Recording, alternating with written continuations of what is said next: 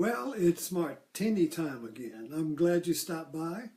There is a huge storm coming, so I wanted to get going here before the lights go out.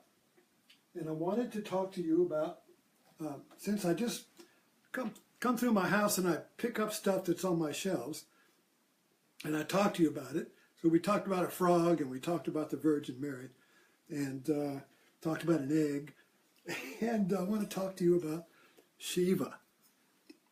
This is the Nataraj, or the dancing Shiva. Shiva is the god of yoga, and or of all of India. It is the most ancient god there is. It goes back 10,000 years, and Shiva comes in two forms: the meditating Shiva, which is kind of like the Himalayan mountain with the Ganges coming out of his head, and the dancing Nataraj, which is probably the most famous one.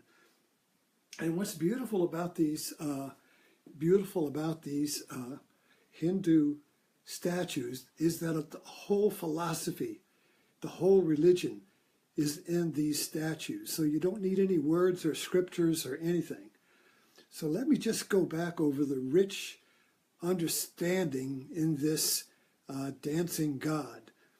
You'll see here there were four hands, 1, 2, 3, and 4. And this hand has a drum, which is the drum of time and death. When you hear this drum, it's the beat of time. The whole cosmos is beating, the heartbeat of the cosmos. Boom, boom, boom, like the cosmos is a disco. And in this hand here is fire. And it's the fire of creation and destruction. So, and there's a snake wrapped around his head, which is the Kundalini, this snake of cosmic creative energy that's awakened at the base of the spine and rises up through the layers of the psyche until it comes to the Sahasrara and peaks in the enlightenment. And you see his hair is flowing. So this is a very dynamic. Oh, and he's dancing on a gnome or ignorance.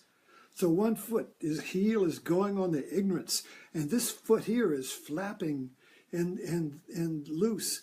And when you see the drum of time, the thunder coming like it is now, of this great destructive force, and the fire of burning and destruction is coming, death is coming, and you're horrified to face this like the maw of death is opening up. This hand says, wait, don't be afraid. This hand, and the other hand points to the liberated foot, you see. So if you become a devotee of Shiva, you are liberated from time and destruction, and you are in ignorance, which is the little gnome he's dancing on here. So this is a great metaphysical and religious and yoga liberation philosophy and teaching, all in one shadow, in one statue. So these, in the Western now, we look at these things and say, oh, they're false idols and terrible and everything. But no, they're very rich in the liberation philosophy. And also, you could almost say the liberation therapy that liberates us from our suffering. These teachings are all in Christianity in the West, but they're more or less hidden. But in India, they're out in the open.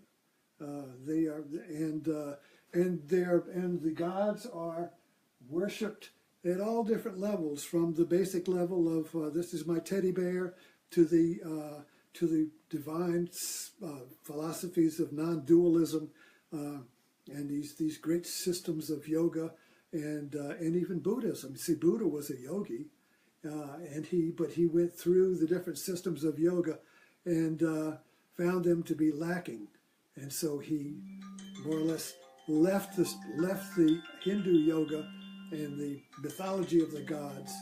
And you can hear my phone ringing here, and it's a telemarketer. It wasn't God calling. So these these statues, oh, Ganesh, we talked about Ganesh yesterday. So these statues, I discovered them when I got into yoga, the spiritual yoga in 1970, which we had a Light of Yoga Society. We had an Indian master who was a real master. And so I was first introduced to Shiva. There was a garden there that had a huge, big marble meditating Shiva that Alice, the teacher who started the Light of Yoga Society, they found it in a flea market behind a door, and it was the gorgeous big white alabaster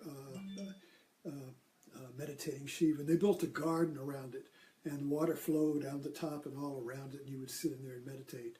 And I was first brought into association with this active mythological understanding of the divine and the path to God, and all of this basically has been wiped out of Christianity because it used to be called Gnosticism, direct knowledge of God. But the church kind of like wiped that out and said, no, you can have relationship to God through the church, but you can't have direct knowledge of God because then you don't need the church. So direct knowledge of God is experience of God, not relationship with in behavior and belief and all that, which is fine. That is a path, that is a necessary part of the path to God. But the attic part, the mystical part, the Gnosticism part, was kind of like closed off, and it's very hard to find. So I had to go to the East, and I had to go to yoga, and then finally to Buddhism in order to find the doorway to the direct experience of the divine. And that's not like, oh, God and all that. No, it's direct experience of the present moment. It's direct experience with your life. So God is immanent in life now. Just like this thunderstorm that's coming, it's getting very dark outside. And I put down everything, tied it down so it wouldn't blow away because Shiva is coming. So when Shiva is coming, he's going to blow everything away. So you better get ready. You better tie down your lawn chairs. You better trim your sails and be ready for the storm because only those who are ready and recognize the signs can ride the wind of Shiva, you see. So this is a very, very real thing, you know. It's not just a mythological story of how things were in the ancient world and all that, you know. No, these are really powerful energies. And they're powerful dynamic powers that only those who are like in our hero movies, only those who are devotees and who are willing to sacrifice everything can ride the dragon, can ride Shiva, you see, and the Kundalini. The Kundalini is like a dragon too. In all of our mythic stories, you know, the hero rides the dragon. Well, that's the way we experience Shiva now, is in our movies. But we don't realize that it's in every day. It's in everyday life, you see. It's always in the movies, someplace where it's safe.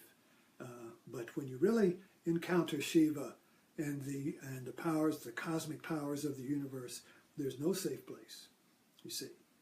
So let that be our martini for today.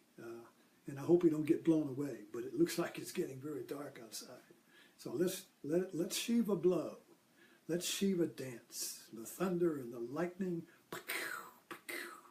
It's Shiva dancing. Shiva dancing.